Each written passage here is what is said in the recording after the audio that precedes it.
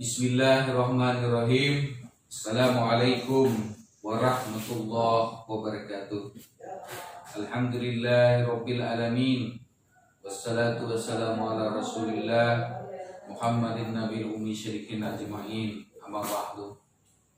Segala puja dan puji hanya untuk Allah Subhanahu wa taala, Tuhan yang Maha Esa. Kita berharap bimbingan, inayah dan karunia-Nya, semoga kita selalu berada pada jalan yang benar dan lurus. Salawat dan salam untuk baginda Rasulullah sallallahu alaihi wasallam, para pengikut beliau hingga yaumil akhir. Bapak, Ibu, saudara sekali, saudari-saudari sekalian yang berbahagia, kita masih mengikuti kegiatan cerita monolog dari Dinas Pendidikan dan Kebudayaan, bidang pembinaan kebudayaan, yang akan menyampaikan asli seni budaya Kota Halimun, Saranjana, Pamega Saijaan, Pulau Kota Baru. Bapak Ibu sekalian yang berbahagia, banyak permohonan dari para dewan guru dan orang tua siswa yang menginginkan semua kegiatan kebudayaan di Kota Baru, terutama budaya aslinya, ingin diangkat dalam cerita monolog ini. Untuk itu, kami dari bidang pembinaan kebudayaan akan mengaspirasi, kemudian memberikan tanggapan-tanggapan baik terhadap apa yang disarankan oleh para guru, orang tua, maupun masyarakat pencinta seni dan budayawan di Kabupaten Kota Baru. Cerita monolog ini nanti kami selingi dengan musik, kami selingi juga dengan tari, kami selingi juga dengan cerita-cerita kerajaan-kerajaan yang banyak tersebar di Kabupaten Kota Baru sampai dengan suku-suku yang ada di sini. Seperti kita ketahui, Kota Halimun, Saranjana, Pamega Saijaan, Pulau Kota Baru ini adalah miniaturnya Indonesia. Semua suku ada di sini. Hari ini kami ingin mengedepankan suku yang berada di laut atau suku yang berada di pesisir pantai, yaitu suku Bajau. Di mana suku Bajau ini banyak sekali budaya aslinya di sana. Maka kita kenal dengan kampung budaya adat populer di Kota Halimun, Saranjana, Pamega Saijaan, Pulau Laut. Ada beberapa kegiatan tradisional budaya yang sering dilaksanakan oleh suku Bajau. Di antaranya memberi makan laut, pesta laut, yang sering dikenal dengan mapan retase, teratase, dan lain sebagainya. Ini semua menggairahkan dalam hal meningkatkan budaya asli daerah, kemudian memberikan kontribusi kepada pemerintah daerah sehingga budaya ini tetap lestari dan kita jaga selamanya.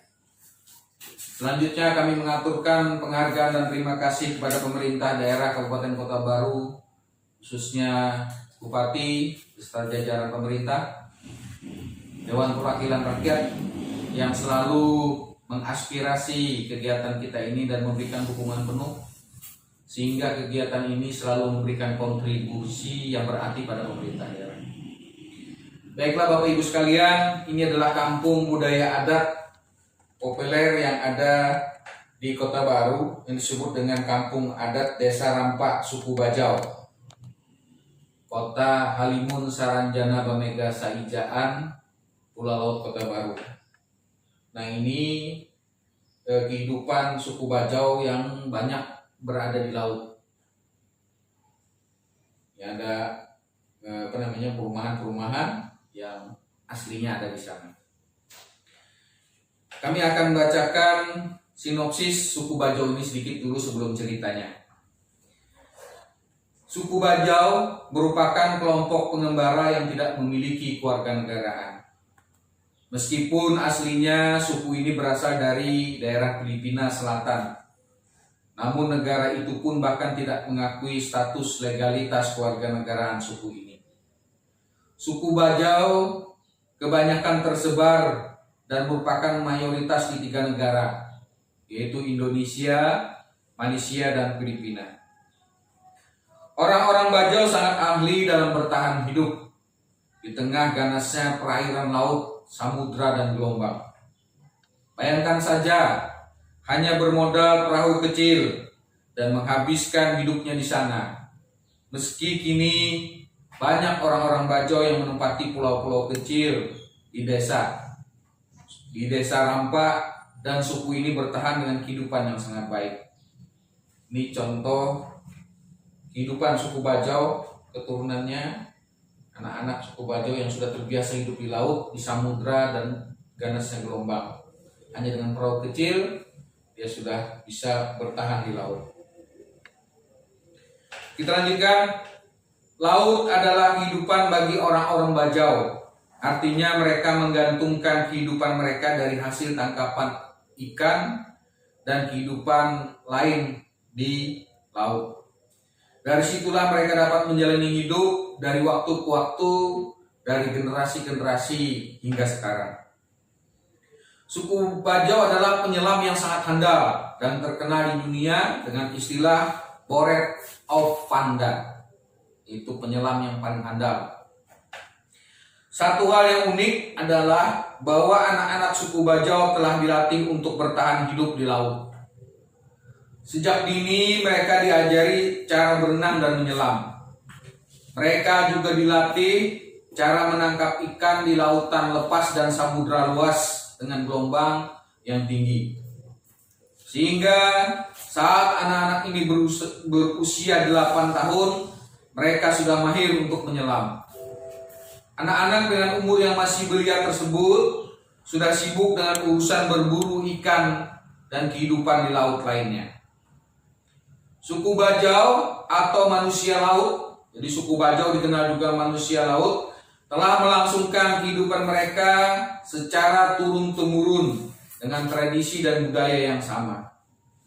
Meski legalitas mereka masih dipertanyakan, namun mereka tetap menjalankan kehidupan mereka dengan santai dan gembiranya. Tidak ada tarik ulur kepentingan politik di sana.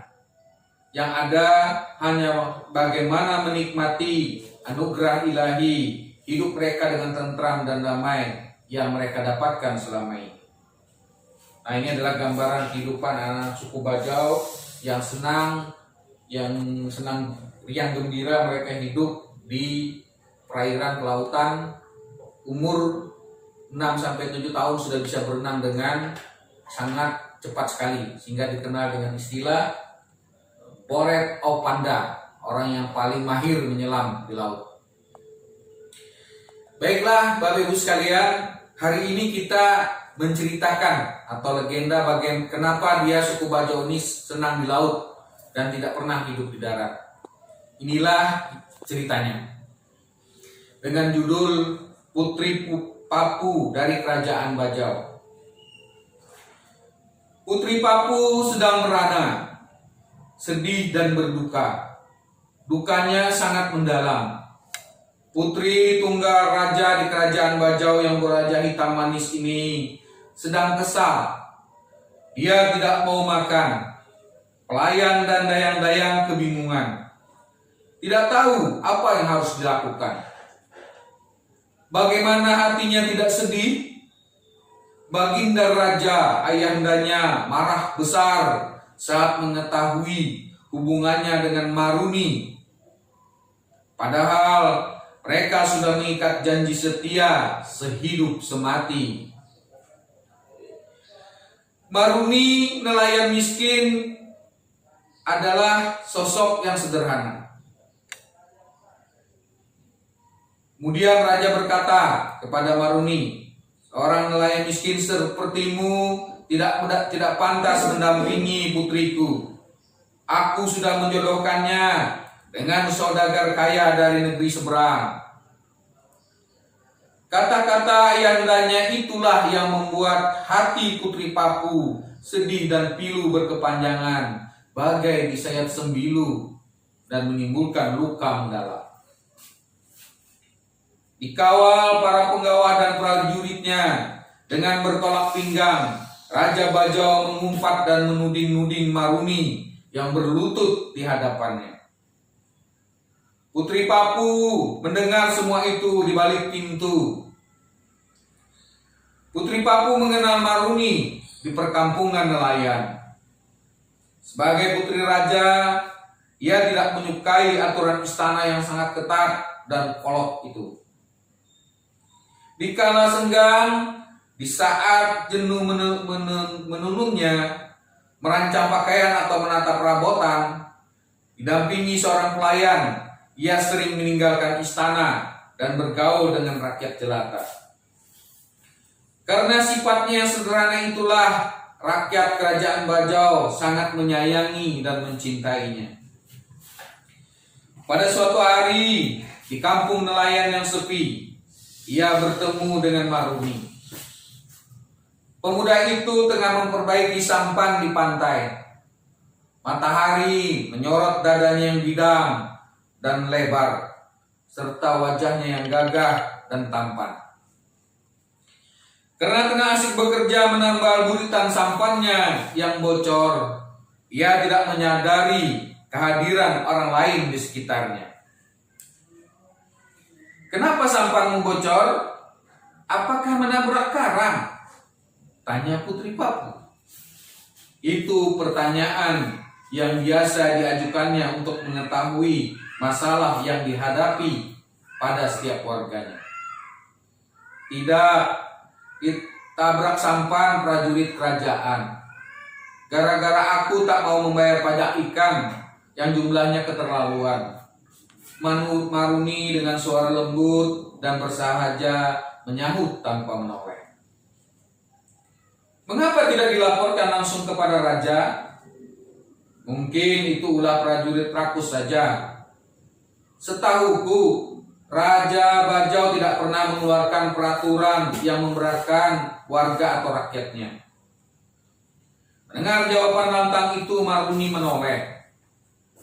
Ia menatap tajam mata perempuan di depannya. Perempuan itu balas menatapnya.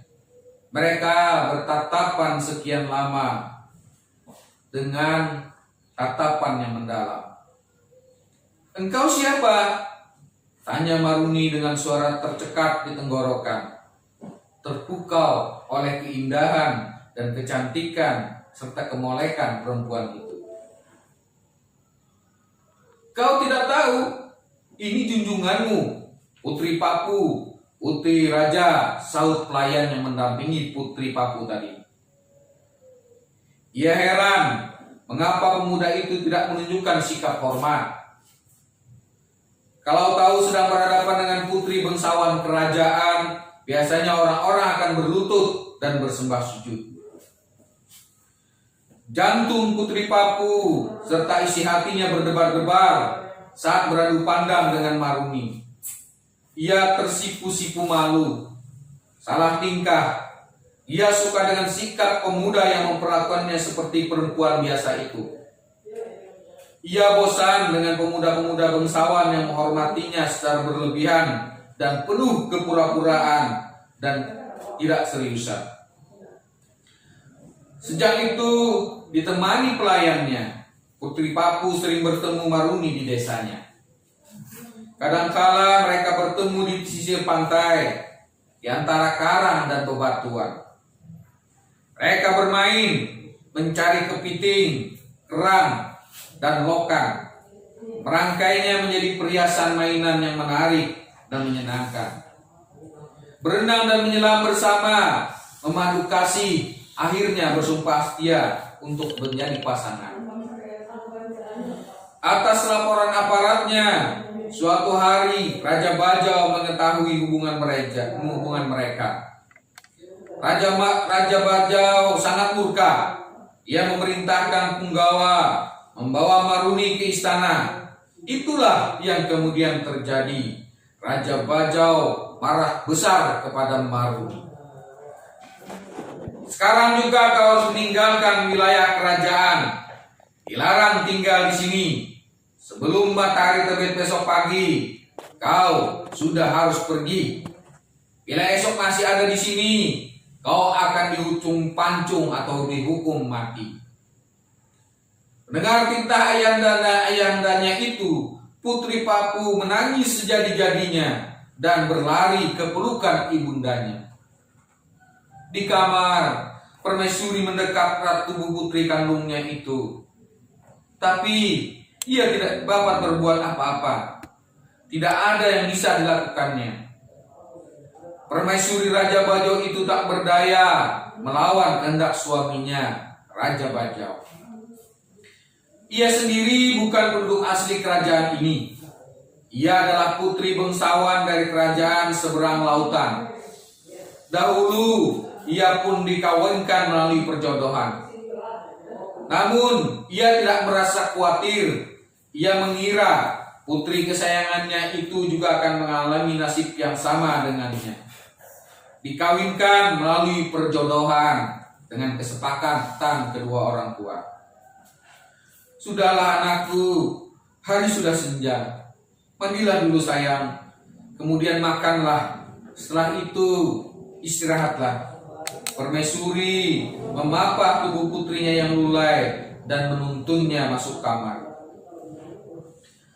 Tengah malam, tiba-tiba Permaisuri terjaga dari tidurnya oleh suara gemuruh yang membahana dan menggoncangkan istana. Badai keras sedang mengamuk, gemuruh angin, badai dan topan menggetarkan lantai, dinding dan atap-atap istana.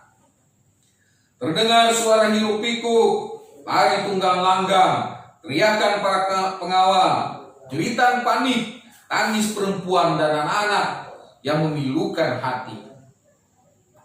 Raja Bajau sudah tidak berada di kamar.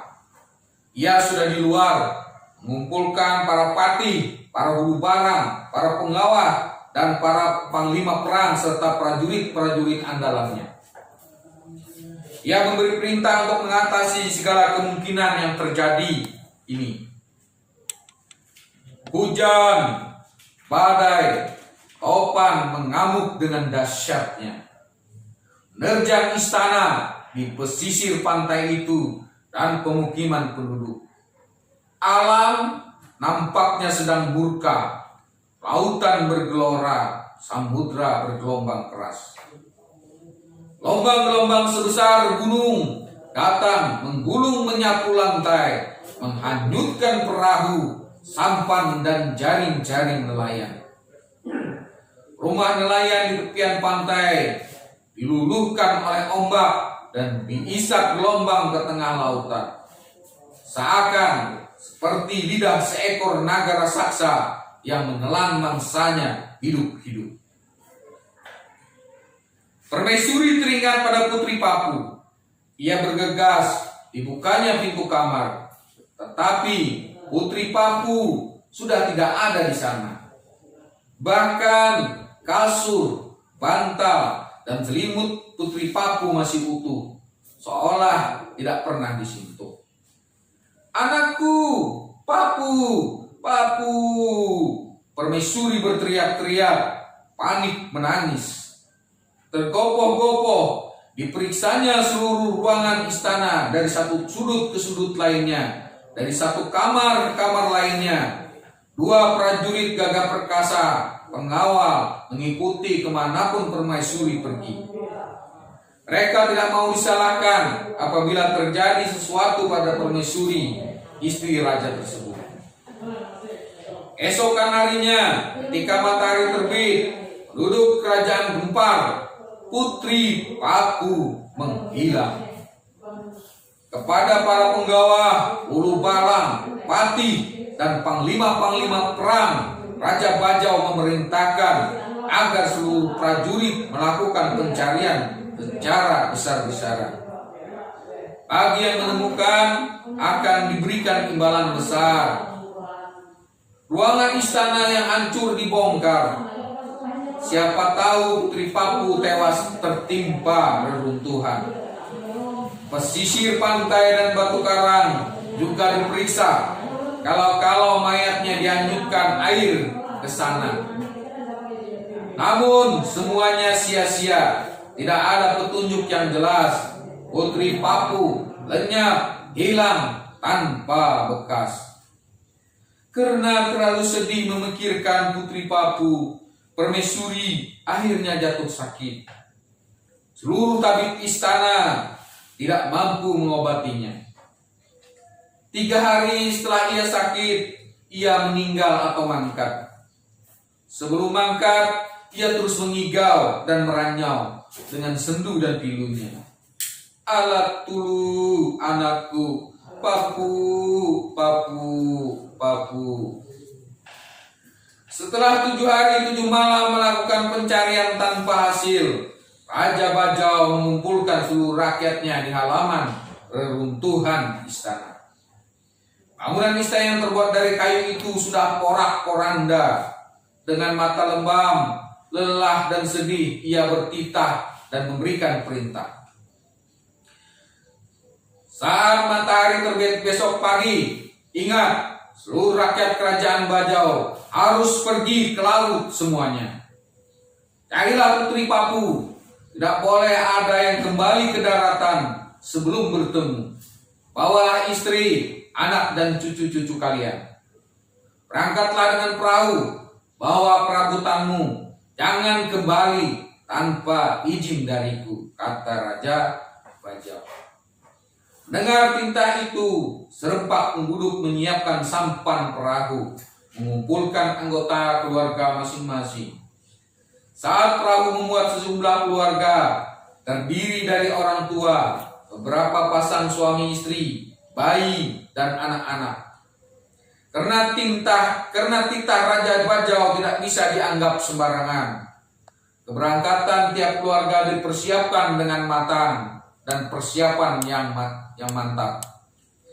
Barang keperluan sehari-hari dibawa serta bahan-bahan sandang pangan pun dibawa secukupnya, termasuk peralatan memasak. Karena tidak tahu sampai kapan pencarian itu akan berakhir, peralatan musik alahai pun juga dibawa untuk menghibur diri di laut di kala sunyi. Siapa tahu mereka takkan pernah tinggal di daratan lagi. Mereka harus menjalankan titah perintah raja itu, harus menemukan Putri Papu. Mereka tak mau seumur hidup menanggung malu. Yang dipimpin langsung oleh raja, keesokan harinya armada perahu dan sampan rakyat kerajaan Bajau itu berlayar. Di tengah lautan, sampan dan perahu itu terpencar ke segala penjuru dan segala arah. Bila malam tiba, mereka beristirahat di pesisir pantai pulau terdekat, tapi tidak tidur di daratan. Makan, tidur tetap dilakukan di sampan dan perahu. Siang hari mereka menukarkan hasil ikan tangkapan dengan garam dan kebutuhan hidup sehari-hari dengan penduduk yang masih tinggal di darat yang bukan dari kerajaan Bajau. Waktu terus berlalu, mereka terus berlayar mencari Putri Papu. Di laut, di saat tertentu dengan nada pilu, terkadang mereka berseru, Papu, Papu, Papu, sambil memanggil dengan teriakan yang histeris. Selama dalam pelayaran, mereka beranak pinak. Tiap kali seorang perempuan melahirkan, orang tuanya menyampaikan selalu amanah Raja Bajau. Orang Bajau tidak boleh tinggal di darat sebelum menemukan Putri Papu. Sampai kapanpun mereka tetap harus mencarinya. Siapa tahu Putri Papu dihanyutkan ombak lautan. Mungkin ia sedang menunggu untuk ditemukan. Tidak ada yang pernah berpikir sampai kapan pencarian itu akan berakhir. Mereka sudah menganggapnya sebagai suatu takdir. Orang-orang Bajau dan keturunannya telah menjadikan sampan dan perahu dan juga lautan sebagai bagian dari kehidupan dan kebiasaannya. Lautan, samudra, ombak, gelombang dianggap sebagai rumah hidupnya.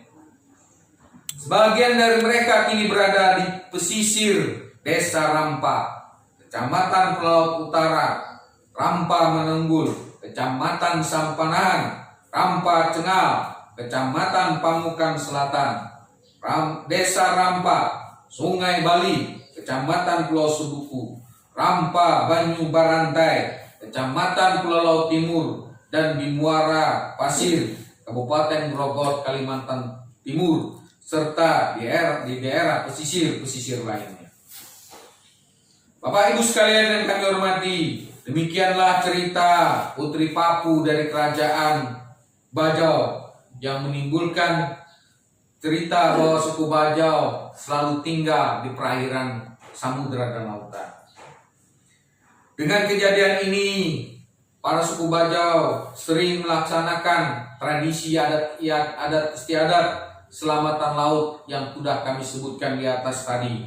Ada yang namanya Mapangretase, kemudian ada namanya Oteratase, dan selamatan laut yang merupakan ungkapan rasa syukur kepada Allah Subhanahu wa taala atau kepada Tuhan Yang Maha Esa. Demikian yang dapat kami sampaikan. Legenda ini masih berasal dari sumber yang sama yang kami sadur dan kami bacakan lagi, yang berasal dari Sulaiman Najam, Sukri Monas, dan Eko Widodo WS.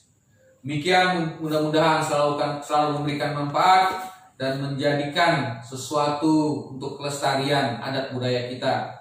Kami mohon ampun dan maaf bila ada hal yang kurang berkenan. Semata-mata kegiatan ini dilaksanakan oleh Dinas Pendidikan bidang kebudayaan untuk melestarikan budaya adat daerah asli Banua kita. Demikian, terima kasih. Billahi taufik wal hidayah. Assalamualaikum warahmatullahi wabarakatuh.